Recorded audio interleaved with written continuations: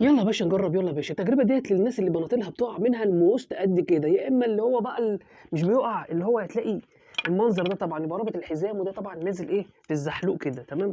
طيب ده الراجل بيقول لك يا معلم عادي دي كده اهو، ماشي. هنعديها برضو يعني. هو في ايه؟ هنعديها ازاي؟ ايه الغباء ده صحيح؟ لا هنعديها يعني هنعديها. هو الراجل نجحها، فاحنا لازم ننجحها احنا كمان. ماشي عادي دي كده اهو. ايه ده؟ نفترض يا باشا ان انا عديت دي كده، وبقالي ساعه وقفت الفيديو عشان اعرف اعديه، وقفلنا ده برضه قفلته من شويه بالعافيه، وقفلنا ده كده. تمام. ودي دخلت، يعني دي دخلت كده. ماشي جميل قوي جميل. هحارب بقى، يعني انا هحارب كل يوم، هحارب مع الحزام وانا بلبسه. تمام. يعني انا هحارب كل يوم كده عشان ايه؟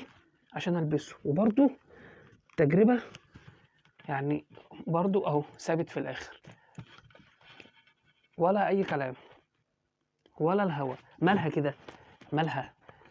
يعني انا فكرت بقى للناس يا نهار اسوح.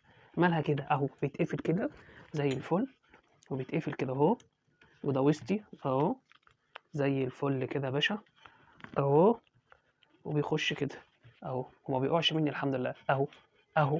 ماله كده؟